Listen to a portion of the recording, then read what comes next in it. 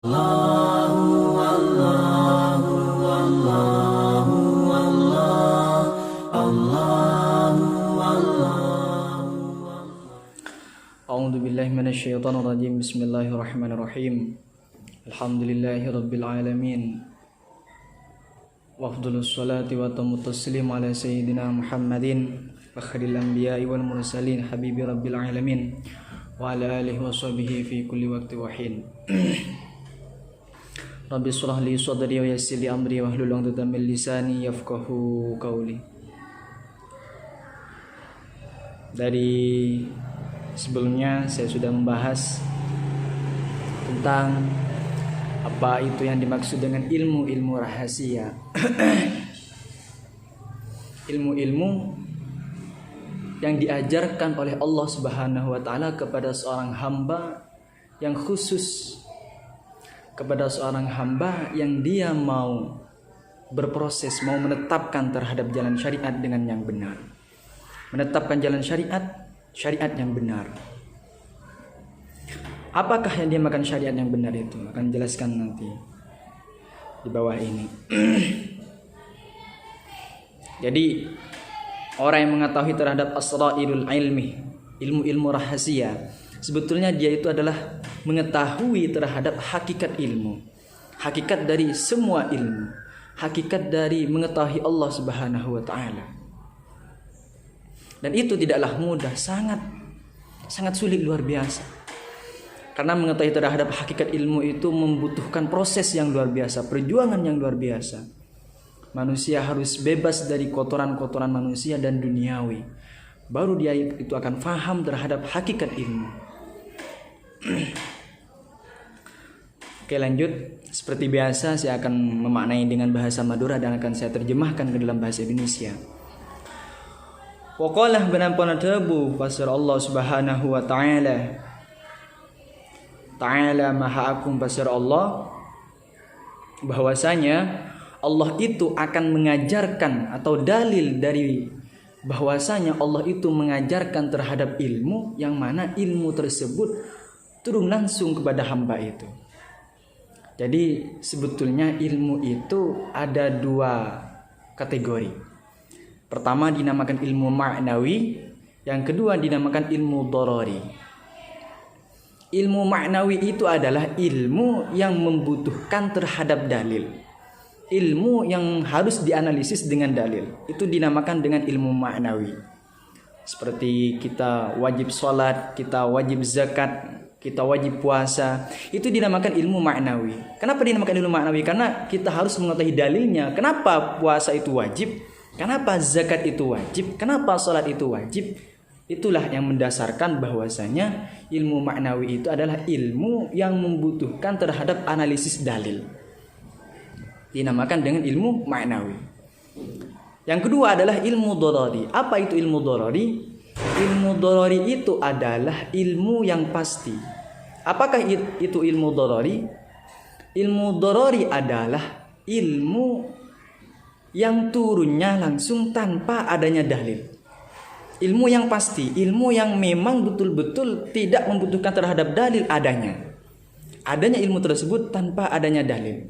Contohnya lafaz la ilaha illallah, tidak ada Tuhan selain Allah. Memang tidak ada Tuhan selain Allah, tidak membutuhkan dalil apapun.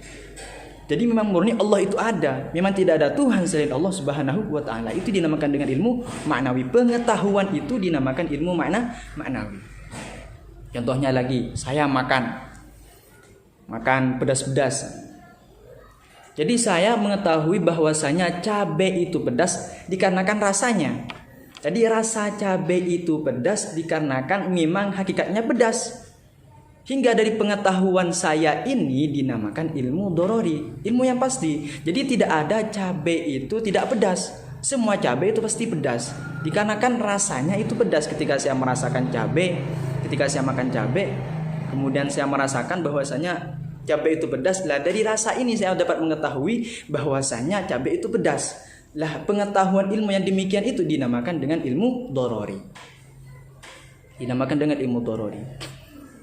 Terus waqala benar tebu pasir Allah Subhanahu wa taala, taala maha agung pasir Allah, wattaqullah wattaqullaha wa yu'allimukumullah. Ini yang mendasarkannya. Wattaqullah, wattaqu bantaku pasar sampean kapi Allah dak Allah Subhanahu wa taala. Wa yu'allimu maka ngajarin kum dak kesampean kapi Allahu pasir Allah. Jadi ittaqullah. Kita harus bertakwa kepada Allah Subhanahu wa taala. Pertama, kita memang harus bertakwa. Jadi saliknya perjalanan orang yang melalui thariqah itu memang harus bertakwa kepada Allah Subhanahu wa taala terlebih dahulu. Apa yang dinamakan dengan takwa? Ada sebagian ulama mendefinisikan bahwasanya takwa itu tak dalam lafaz tersebut dinamakan tawaddu'. Dan aqaf dalam lafaz tersebut dinamakan qanaah. Dan waw dalam lafaz tersebut dinamakan wara'. Dan iya dalam lafaz tersebut itu dinamakan dengan yakin. Jadi runtutan dari huruf-huruf itu bersambung atau apa namanya? Runtutan dari huruf-huruf itu memang sesuai, sangat sesuai dengan perjalanan seorang salik, sangat sesuai dengan perjalanan seorang yang menjalani thariqah. Contohnya dari tawaddu. Atau yang proses akhirnya adalah yakin. Karena seseorang itu meyakinkan hatinya kepada Allah Subhanahu wa taala itu sulit luar biasa. Karena kebanyakan manusia itu masih bingung akan hidupnya itu bagaimana. Dia masih bingung. Kenapa? Kurang yakin kepada Allah Subhanahu wa taala. Jadi sesuai. Jadi tingkatan yakin itu memang berada di akhir. Kenapa? Karena orang itu harus melalui tawaddu terlebih dahulu. Qanaah menerima, setelah menerima kemudian wara' menjadi orang yang wara', kemudian setelah orang menjadi yang wara', orang yang hati-hati di bidang segala apapun dosa dan lain sebagainya, dosa-dosa kecil dan lain sebagainya, kemudian yakin. Dia itu pasti akan mempunyai keyakinan kepada Allah Subhanahu wa taala. Jadi keyakinan itu di tingkatan terakhir. Tingkatan terakhir dalam ilmu. Dalam ilmu hakikat. Jadi kalau orang sudah mantap keyakinannya maka dia akan sampai terhadap ilmu hakikat. Jadi prosesnya dari takwa ini memang dari segi hurufnya sudah sesuai. Berjalannya sudah sesuai. Karena keyakinan seseorang manusia itu, seorang hamba kepada Allah Subhanahu wa taala itu sulit luar biasa. Terkadang manusia itu berpikir seakan-akan mereka itu tidak akan pernah diberikan makanan oleh Allah Subhanahu wa taala. Itu pemikiran yang sangat dangkal sekali. Bahkan kalau seandainya dia mengatakan hal itu bisa dijadikan murtad. Dia berarti tidak percaya akan adanya Tuhan. Dia tidak percaya akan adanya kekuasaan Allah Subhanahu wa taala. Jadi memang sesuai. Jadi lafaz dari takwa di sini sesuai dengan salik seorang thariqah. Perjalanan seorang yang menjalani thariqah. Jadi belajar ilmu tarikat itu memang membutuhkan proses yang luar biasa. Dan orang yang mengajarkan terhadap ilmu tarikat itu dinamakan dengan mursyid. Terus apa tafsiran dari wattaqullah wa yu'allimukumullah di sini? Ai bi ghairi wasatatin muallimin. Ai tegese bi ghairi wasatati muallimin kalaban tanpa pelantara pengajar. Kalaban tanpa pelantara pengajar. Kama akati oleh nahqalah si ampun adabu al-Imam Malik pasar Imam Al-Malik radhiyamu kemuka ridha Allahu bas Allah anhu dari hadis Imam Malik. Jadi yang dimaksud dengan ilmu tersebut adalah bighairi wasatatin, dengan tanpa adanya pelantara muallimin, pelantara seorang pengajar.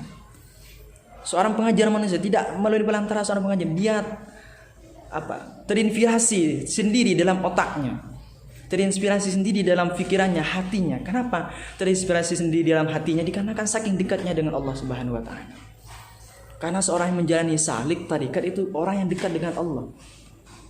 Hingga dengan kedekatannya dengan Allah Subhanahu wa taala dia diberikan pelajaran, dia diberikan ilmu oleh Allah Subhanahu wa taala, yang mana ilmu tersebut tidak pernah diberikan kepada orang lain. Jadi melalui proses ini sangat luar biasa. Perjalanan ini sangat luar biasa, mantang luar biasa.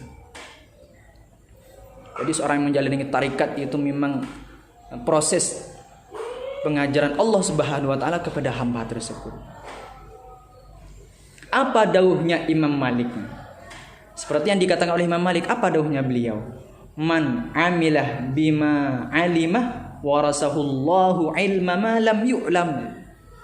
Man tining pasar oleh amilah seala ko pasar man bima kalaban pereng alimah seuning pasar man warasah maka awaris aki huda kadisa man Allahu pasar Allah ilma ma daka ilmu na pereng lam yu'lam seta pernah ika oningi panapa kak di sana atau kak disa ilmu. Jadi seseorang yang mengerjakan terhadap sesuatu yang diketahuinya, maka Allah akan mewariskan terhadap orang tersebut ilmu yang tidak pernah diketahui oleh orang lain. Jadi orang yang menjalankan syariat itu adalah mengerjakan ibadahnya dengan prakteknya. Jadi kalau seandainya orang itu tahu bahwasanya salat tahajud itu sunnah dan salat tahajud itu adalah merupakan pahalanya yang luar biasa, pendekatan kepada Allah yang luar biasa. Salat tahajud merupakan pendekatan kepada Allah yang luar biasa dan pahalanya luar biasa. Dia mengerjakan, dia tahu, dia faham akan dahsyatnya salat tahajud itu hingga dia melakukannya, mempraktekannya setiap malam. Itu yang dinamakan dengan menetapkan syariat. Jadi apabila dia itu sudah yakin akan dirinya, yakin terhadap apa yang dikerjakannya, maka syariat yang dia ketahui, satu ilmu yang dia ketahui tapi diamalkan oleh dia, maka Allah akan mengajarkan lebih banyak ilmu kepada dia. Jadi sebetulnya pengajaran atau pengamalan ilmu apabila didasari dengan amal, maka orang tersebut akan diajarkan ilmu yang lebih besar lagi oleh Allah Subhanahu wa taala. Makanya di sini wattaqullahu yu'allimukumullah. Ketika kita takwa kepada Allah Subhanahu wa taala, maka Allah akan mengajarkan ilmu yang mana ilmu tersebut tidak akan pernah diberikan kepada hamba-hamba yang lain. Artinya diberikan kepada hamba-hamba yang khusus. Tapi ini membutuhkan proses yang luar biasa. Tidak mudah untuk menjalankan hal ini. Terus apa maksud dari dauh Imam Malik di sini? Fa'afadah, maka apa ini penjelasan? Bihadhil kalimati, kalaban panika banyak kalimat. Apa yang dimaksud dengan ilmu itu?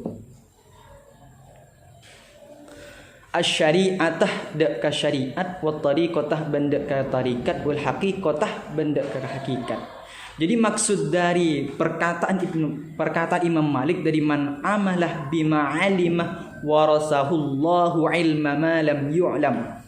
Yang dimaksud dengan dauh itu adalah singkatan atau kesimpulan dari pekerjaan syariat, pekerjaan tarikat dan pekerjaan hakikat.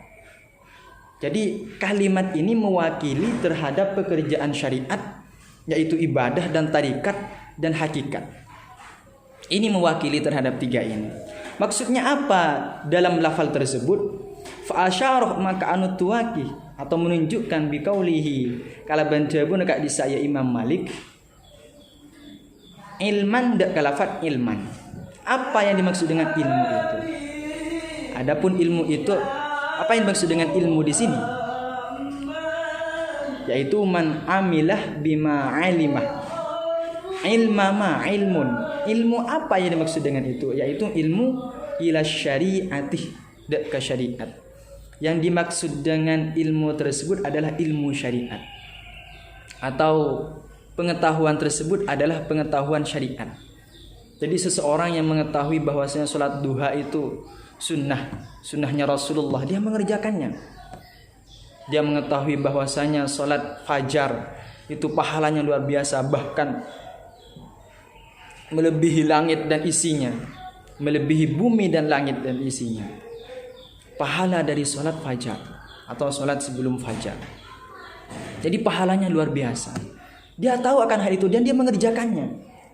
Dia tahu bahwasanya melakukan ini dosa, berarti dia tidak mengerjakannya. Dia tahu bahwasanya ini mendapatkan pahala dari Allah Subhanahu wa taala, dia mengerjakannya. Jadi itu yang disebut dengan amal. Ghibah atau mencaci maki seseorang atau zalim kepada orang, itu hukumnya dosa, tidak boleh. Dan dia mengamalkannya. Dia tidak pernah melakukannya, dia menjauhinya. Lah disitulah pekerjaan amal.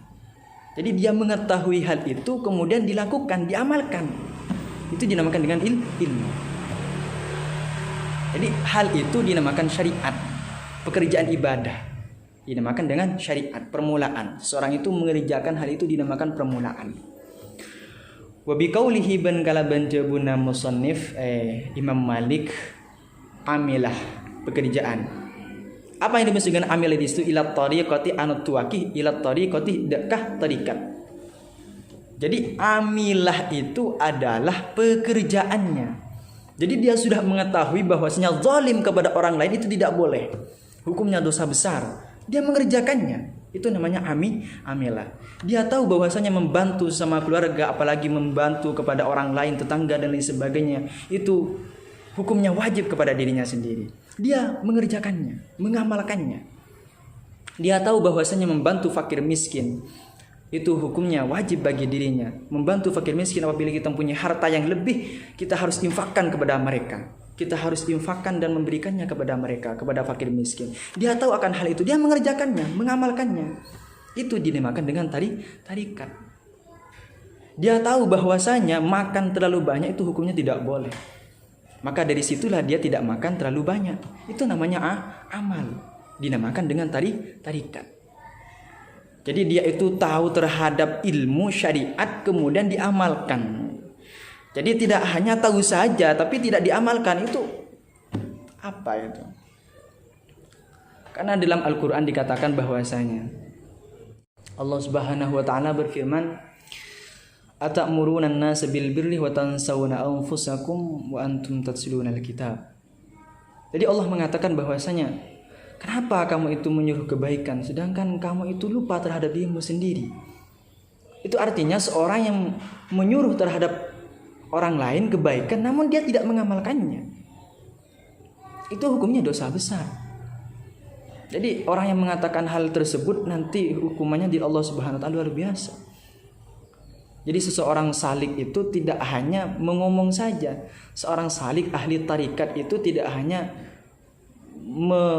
menasihati orang lain, tapi dia juga mengerjakan. Itu dinamakan dengan tarikat. Jadi seorang yang mengetahui terhadap ilmu syariat, ilmu tarikat ini penting. Makanya orang yang belajar ilmu fiqih tanpa ilmu tasawuf itu kurang, masih kurang dalam bidang ilmunya, masih kurang.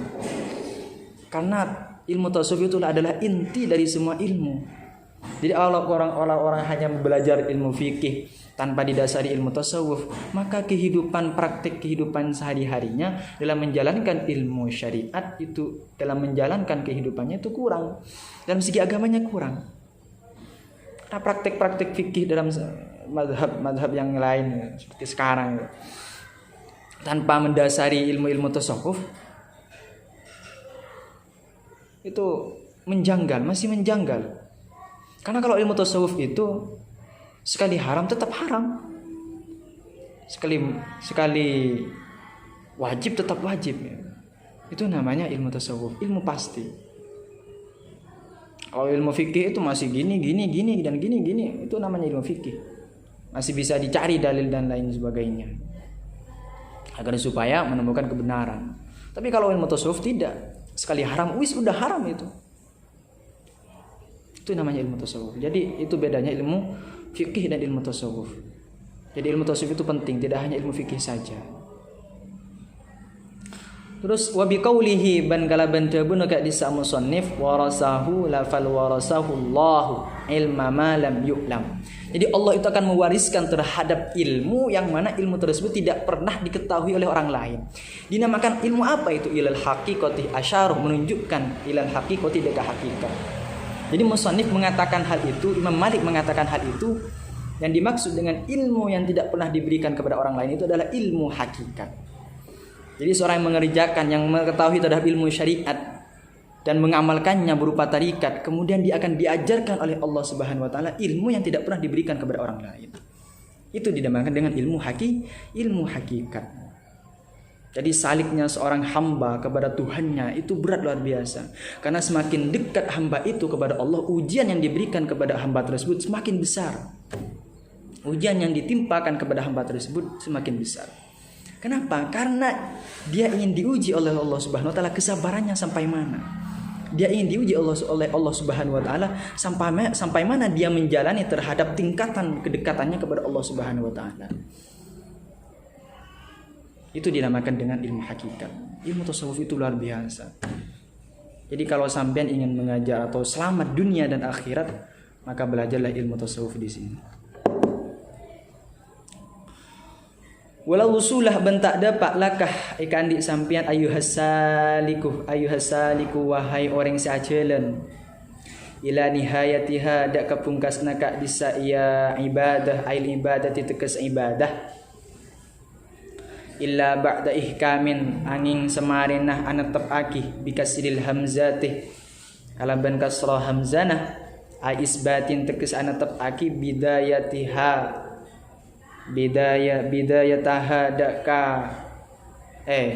bidayatiha daka permulaan ka disa ya ibadah. Jadi seorang salik, seorang ahli tarikat itu tidak akan pernah sampai terhadap ilmu hakikat sebelum dia itu menetapkan terhadap permulaannya. Artinya bagaimana? Syariatnya dia masih belum mengetahui. Syariatnya masih belum sempurna dia kerjakan. Jadi orang yang salik, yang tarikat kepada Allah Subhanahu wa taala, syariatnya masih belum sempurna, dia tidak akan pernah sampai terhadap ilmu hakikat. Jadi pertama orang itu ingin sampai pada ilmu hakikat harus melalui proses syariat terlebih dahulu. Jadi apabila sudah mengetahui terhadap ilmu syariat, faham terhadap ilmu syariat, maka dia mengamalkannya, menyempurnakannya dengan tarikat, maka insya Allah dia akan sampai terhadap ilmu hakikat. Dia akan sampai terhadap kedekatannya dengan Allah Subhanahu wa taala. Inilah dinamakan dengan ilmu kebatinan. Jadi seseorang yang belajar ilmu-ilmu seperti ini memang sangat dibutuhkan. Apabila kalian ingin selamat dunia akhirat, belajar ilmu seperti ini penting sekali untuk kita. Subhanallah. Jadi apabila seseorang yang sudah dekat dengan Allah, sudah faham terhadap ilmu hakikat, seakan-akan dunia itu tidak ada. Yang ada di dalam hatinya hanya Allah Subhanahu wa taala. Allah. Hatinya terlalu jauh dengan dunia karena saking dekatnya dengan Allah.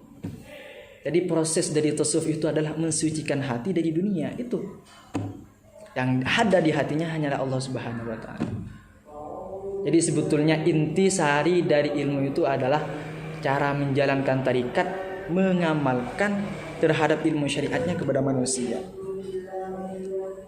Sopan santun kepada manusia, berbudi pekerti kepada manusia, tidak pernah zalim kepada manusia, tidak pernah menyakiti manusia yang lainnya. Itu dinamakan dengan tarikat.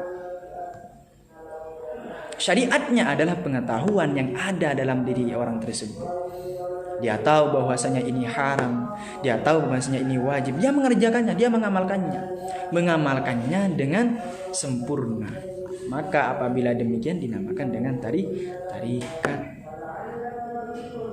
Jadi tidak mudah belajar ilmu tasawuf. Terus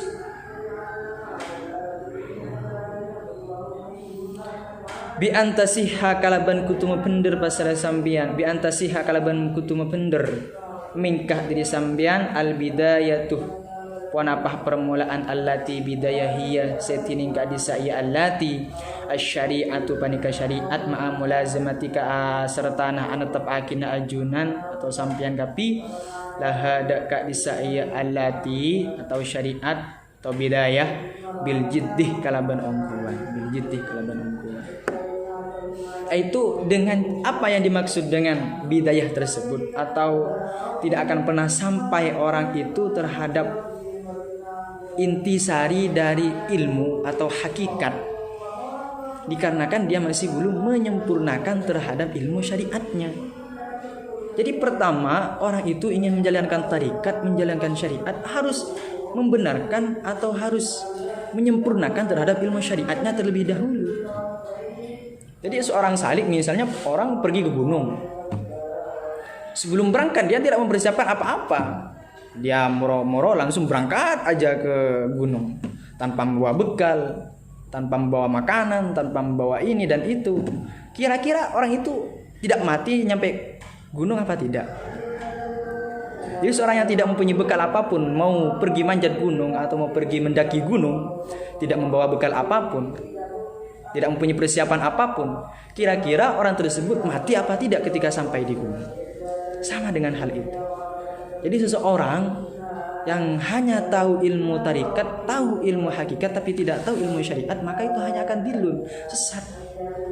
Jadi orang tersebut belajar ilmu tarikat, belajar ilmu hakikat, harus belajar ilmu syariat terlebih dahulu.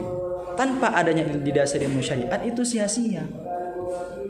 Karena ilmu syariat itu adalah ilmu yang mana orang tersebut bisa diantarkan kepada tarikat dan bisa diantarkan kepada hakikat. Kecuali Sunan Kalijaga. Dia belajar ilmu hakikat tanpa didahului dengan ilmu syariat. Karena yang mengajarkannya memang orang-orang yang sudah salik, orang-orang yang sudah sampai kepada Allah Subhanahu wa taala. Jadi sebetulnya ilmu yang diajarkan oleh Allah kepada seorang hamba itu adalah ilmu yang mana tidak pernah diajarkan kepada orang lain. Karena yang membimbingnya langsung adalah kekasih Allah. Karena yang membimbingnya langsung kepada Sunan Kalijaga itu adalah orang yang sudah dekat dengan Allah Subhanahu wa taala.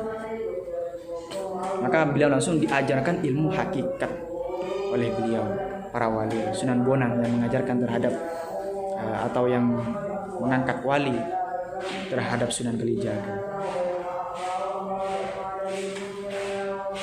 Jadi pertama atau yang terakhir dari saya bahwasanya seseorang yang ingin menyempurnakan terhadap ilmu tarikat dan hakikatnya harus belajar ilmu syariat terlebih dahulu.